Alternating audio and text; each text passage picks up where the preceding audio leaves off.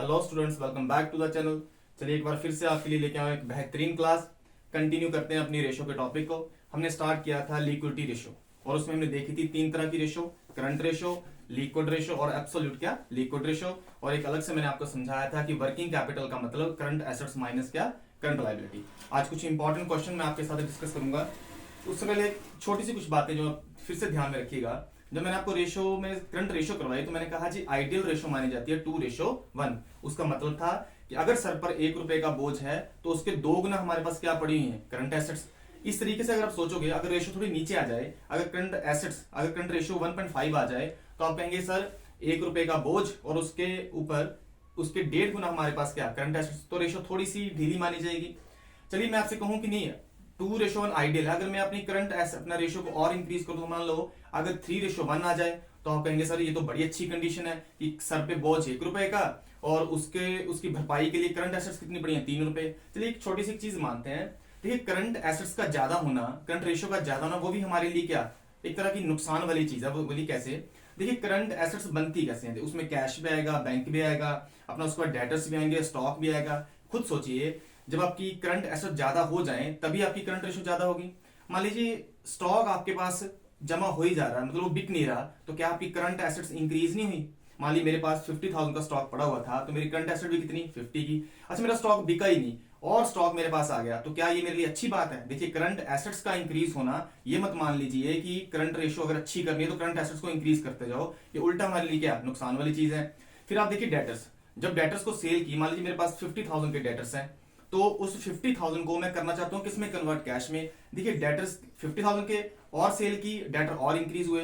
अगर डेटर को हम कन्वर्ट ही नहीं कर पा रहे कैश में तो डेटर इंक्रीज होते जाएंगे। अगर डेटर इंक्रीज होते जाएंगे इट मींस करंट एसेट्स क्या होती जाएंगी, इंक्रीज। देखिए पैसा आया नहीं और करंट एसेट्स बढ़ती गई, तो इस तरह से करंट रेशो भी क्या ज्यादा आएगी। तो इसलिए ये मत समझिएगा कि अगर करंट एसेट्स से सर ज्यादा होती जाए तो हम एक आइडियल कंडीशन में रहेंगे। करंट एसेट्स का ज्यादा होना भी हमारे लिए क्या बनेगा, उस समय एक नुकसान वाली बात बनेगी। तो आइडियल कंडीशन हमने मान ली कि अगर 2:1 आ जाए तो बिल्कुल अच्छी कंडीशन में है।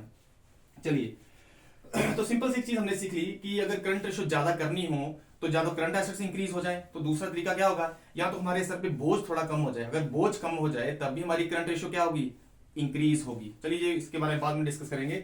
चलिए पहले एक सम करते हैं। देखिए कुछ सम ऐसे आएंगे जिसमें करंट एसेट साफ साफ पड़ी होगी, करंट लायबिलिटी साफ साफ पड़ी होगी। आपको सारा कुछ पता है कि करंट रेशो का फॉर्मूला है, तो कैसे कैसे करना सिंपल सा मैं आपको नहीं करवाने वाला हूं यहाँ पे। और लिक्विड एसेट्स में जब आप लिक्विड रेशो करोगे तो मैंने लिक्विड एसेट्स आपको समझा रखी हैं कि उसमें दो चीजें नहीं आएंगी, एक स्टॉक और एक प्रीपेड। देखिए फॉर्मूला नया नहीं आएगा, वही चीज बनेगी, लेकिन फिर से आपके लिए क्लैरिफाई कर दूं।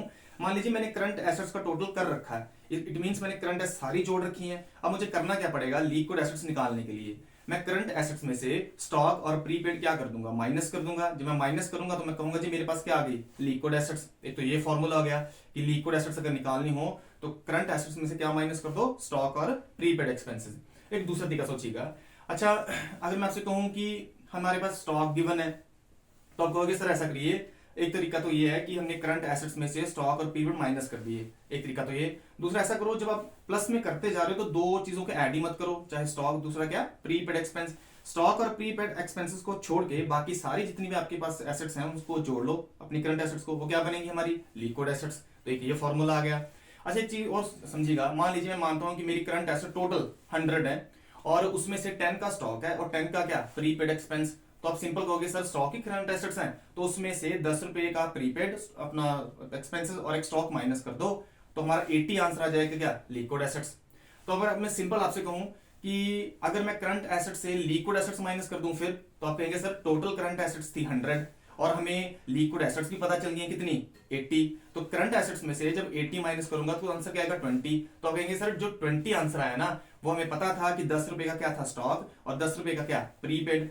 अब ये तो हमें पूरा पता था यहाँ पे, इसलिए मैंने आपसे कहा कि हाँ 10 का स्टॉक और 10 का प्रीपेड। मान लीजिए अब मैं आपसे नहीं कहता कि ना मुझे प्रीपेड एक्सपेंस पता कितने हैं ना ही मुझे ये पता कि मेरा स्टॉक कितना है, तो फिर करेंगे क्या। देखिए करंट एसेट्स 100 और लिक्विड एसेट्स कितनी हमारे पास आई 80।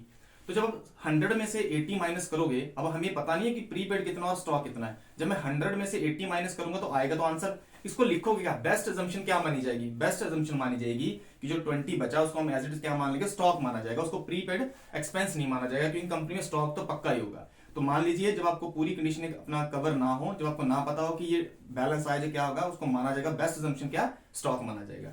चलिए आपके लिए कुछ जो आपको लगते हैं कि थोड़े से टफ लगते हैं, वो आपके लिए इजी कर देता हूँ। देखिए जब मैंने आपको बैलेंस शीट करवाई थी तो मैंने आपसे कहा था कि बैलेंस शीट की लायबिलिटी साइड का पूरा नाम क्या, इक्विटी प्लस क्या, लायबिलिटी। ये हमारा एक तरह का वर्किंग नोट है याद करने की कि हम पूरा सिंपल कर सकें। तो मैंने आपसे कहा था कि जो इक्विटी प्लस लायबिलिटी साइड है उसके जो मेन हेड है, देखो 3 मेन हेड आपने याद करने हैं, एक शेयर होल्डर फंड और उसके बाद नॉन करंट लायबिलिटी और एक क्या, करंट लायबिलिटी। जब इसको जोड़ दिया जाएगा तो ये आ जाएगा टोटल लायबिलिटी। और एसेट साइड आपने क्या याद रखना है, एसेट साइड आप याद रखिए फिक्स्ड एसेट्स, उसके बाद नॉन करंट इन्वेस्टमेंट्स और हमारी करंट एसेट्स। अगर इसका टोटल कर दिया जाए तो ये हमारी एसेट का टोटल। ये मैं आपको सिर्फ एक वर्किंग नोट दिखा रहा हूं ताकि सम थोड़ा इजी हो जाए। चलिए सम स्टार्ट करते हैं। सम आपके पास एक उसमें दे रखा जी टोटल एसेट्स हमारी 7,50,000 है। देखिए टोटल का मतलब इसका पूरा टोटल, तो मैं इसके टोटल के नीचे लिख देता हूं 7,50,000। अब खुद ही बताइएगा अगर हमारी टोटल एसेट साइड 750 है तो पक्का हमारी टोटल लायबिलिटी भी कितनी होगी, वो भी कितनी होगी, टोटल 7,50,000। देखिए और क्या गिवन है हमें, देखिए मैं फिक्स एसेट्स गिवन है 4 लाख, तो मैं फिक्स एसेट के सामने लिख देता हूं 4 लाख। और उसके बाद हमारा शेयर होल्डर फंड वो आ गया हमारा 5 लाख। और उसके बाद आ गया हमारा नॉन करंट लायबिलिटीज, तो नॉन करंट लायबिलिटी आ गया हमारा 2 लाख। और उसके बाद आया नॉन करंट इन्वेस्टमेंट्स, तो नॉन करंट इन्वेस्टमेंट्स आई कितनी हमारी 2,50,000। अब देखिएगा जरा, अगर टोटल एसेट्स का टोटल 750 है और उसमें से हमें 4 लाख पता फिक्स एसेट्स हैं और 250 पता क्या नॉन करंट इन्वेस्टमेंट्स, तो करेंगे कैसे, अगर मैं 7,50,000 में से 4 लाख और 250 माइनस कर दूं तो इसका टोटल बनता है 650। तो 750 में से 650 गए तो करंट एसेट्स हमारी आई कितनी 1 लाख। और इसी तरीके देखिएगा शेयर होल्डर फंड हमारा 5 लाख है, नॉन करंट लायबिलिटी 2, तो ये बना 7 लाख और टोटल कितना 750, तो माइनस करके कितना आया हमारा 50,000। तो लीजिए करंट एसेट्स का टोटल आया 1 लाख और करंट लायबिलिटी कितना 50। तो करिए formula input, current assets upon क्या, करंट लायबिलिटी 1 लाख अपॉन 50,000, क्या है हमारा आंसर 2:1। तो करंट रेशो बनी हमारी 2:1। जब आप इसको सॉल्व करोगे तो आप पूरा लिखिएगा कि जो हमारी टोटल एसेट्स थी उसमें से माइनस किया गया क्या, फिक्स एसेट्स, और उसमें से माइनस किया गया क्या, नॉन करंट इन्वेस्टमेंट्स, और बाकी जो बचा वो हमारे पास क्या है, हमारी करंट एसेट्स। चलिए आई होप कि आपको क्लियर होगा। रब करके मैं अपने लिए दूसरा सम करता हूं यार।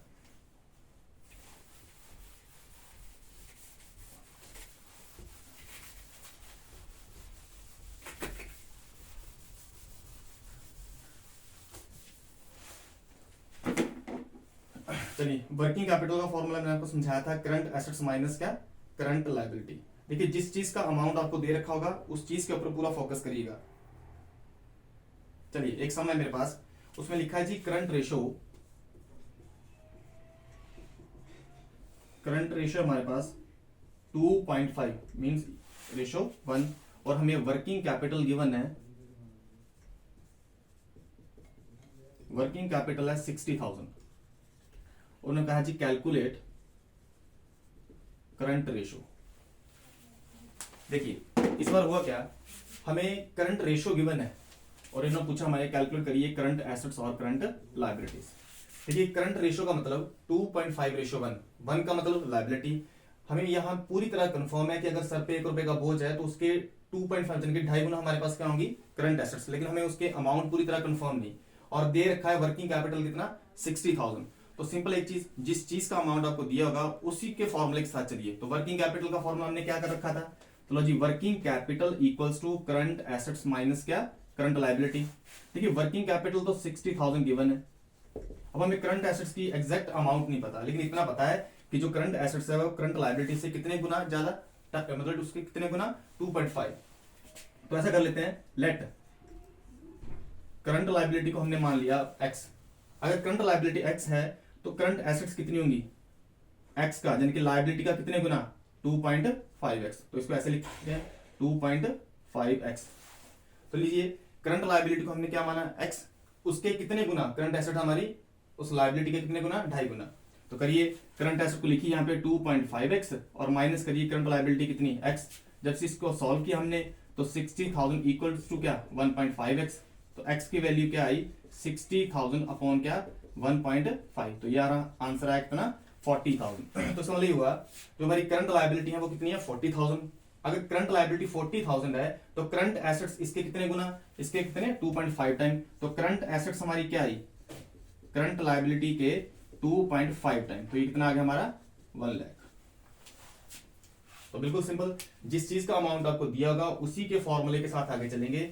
और एक सिंपल सी चीज है, करंट लायबिलिटी को हमेशा 1 ही माना जाएगा। जैसे अगर मैं आपसे कहूँ करंट एसेट्स 2 लाख है तो न्यूमरेटर में 2 लाख आ गया, और करंट लायबिलिटी अगर मैं बोलूँ आपको क्या 1 लाख, जब मैं इसको कट करूंगा तो 2 रेशो क्या लिखेंगे 1, मतलब डिनोमिनेटर में हमेशा क्या 1 ही आएगा जब इसको कट किया जाएगा।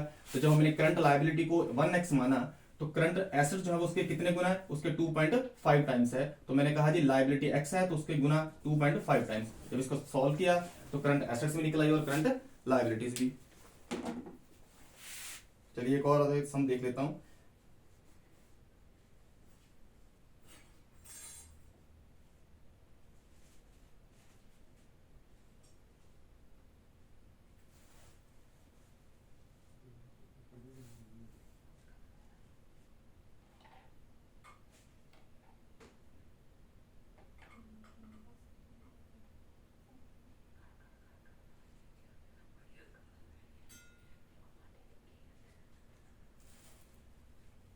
चलिए आज इतने सम पूछे गए थे, 2 सम की तैयारी कीजिए।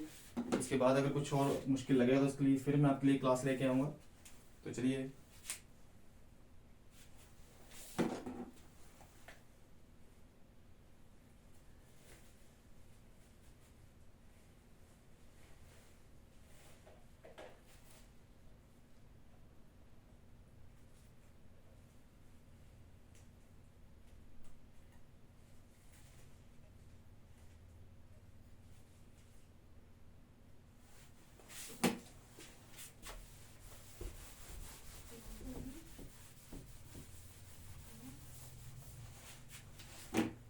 चलिए एक सम और कर देता हूं आपके लिए।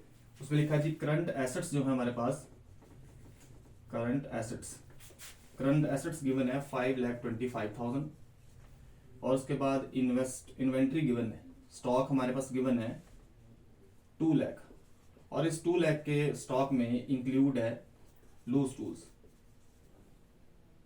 Includes loose tools ₹75,000। और उसके बाद वर्किंग कैपिटल हमें गिवन है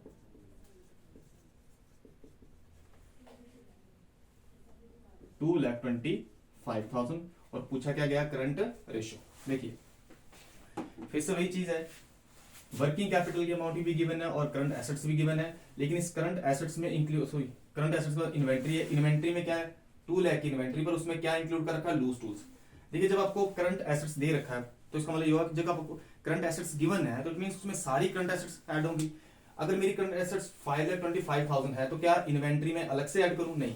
अगर मुझे करंट एसेट्स गिवन है इट मींस ये वाला जो इन्वेंट्री है ऑलरेडी इसमें क्या शामिल है, क्योंकि तभी जब सारी करंट एसेट्स को जोड़ा गया, सब सारी एसेट्स को जोड़ा गया, तभी वो क्या बनी हमारी करंट एसेट्स। तो करना क्या, एक ही याद करिएगा कि जो लूज टूल्स हैं वो हमें करंट लायबिलिटी पे करने में हमारे काम नहीं आएंगे। जैसे मान लो जितना भी मेरे पास इन्वेंट्री, जितना स्टॉक पड़ा वो उसमें से मेरा जो रिपेयर वाले टूल्स हैं कुछ भी हैं उनको मैं सेल तो करने नहीं वाला। तो इट मीन्स ये हुआ कि जो लूज टूल है वो मेरा करंट लायबिलिटी को पे करने में काम नहीं आएंगे, इसलिए मैं लूज टूल को अपनी इन्वेंट्री से क्या कर दूंगा माइनस, ये वो वाली इन्वेंट्री जिसको सेल करूंगा, पर उस 2 लाख में से 75,000 वाली इन्वेंट्री मेरे बेचने के टाइम काम नहीं आएगी, इसी लूज टूल को मैं अपनी 2 लाख इन्वेंट्री से क्या कर दूंगा माइनस। तो सबसे पहले देखिएगा टोटल हमारी करंट एसेट्स जो हमें गिवन है वो 5,25,000 है। तो इन्वेंट्री तो ऑलरेडी इसमें ऐड है, तो पहले मैं इन्वेंट्री को ठीक कर लूं। तो इन्वेंट्री करूंगा क्या 2 लाख में से लूज टूल क्या कर दूं माइनस, तो 75 क्या होंगे माइनस। तो बिल्कुल एग्जैक्ट जो हमारी स्टॉक कितना 125। मुझे ये बताइए क्या मैं करंट एसेट से सीधा लूज टूल माइनस कर दूं, क्योंकि इसमें इन्वेंट्री ऑलरेडी क्या ऐड है। तो 75 जब माइनस करूंगा तो 4 लाख कितना आएगा 50,000 जो है हमारी एग्जैक्ट करंट एसेट्स आएंगी। देखिए करंट एसेट का टोटल कितना 525, इसमें इन्वेंट्री जो है वो ऑलरेडी ऐड है, तो इसमें कितना एक्स्ट्रा ऐड है, क्योंकि लूज टूल हमें नहीं चाहिए, तो लूज टूल मैं अपनी करंट एसेट से क्या कर लूंगा माइनस। तो मेरी एग्जैक्ट करंट एसेट्स आएंगी कितनी, मेरी आएंगी 4,50,000। तो चलिए अब वर्किंग कैपिटल की अमाउंट गिवन है, करंट एसेट्स का भी पता क्या निकल आएंगी करंट लायबिलिटीज। तो वर्किंग कैपिटल है मेरे पास कितनी 2,25,000 और करंट एसेट्स मेरे पास आई 4,50,000। तो क्या निकल आएंगी करंट लाइबिलिटी। तो कितना आ गया ये 4,50,000 में से 2,25,000 माइनस कर दें तो ये हमारी करंट लाइबिलिटी आ गई 2,25,000। तो चलिए करंट एसेट्स भी आपको पता, करंट एसेट्स है आपकी कितनी 4,50,000 और करंट लाइबिलिटी भी आपको पता 2,25,000। तो 4,50,000 के डिवाइड करिए कितना 2,25,000, तो आपकी आएगी क्या करंट रेशियो। तो आज के लिए इतने ही सम थे, सम को अच्छे से करिए, रिवाइज करिए। एक बार फिर से आपके लिए अगला टॉपिक लेके आऊंगा, तब तक के लिए शुक्रिया।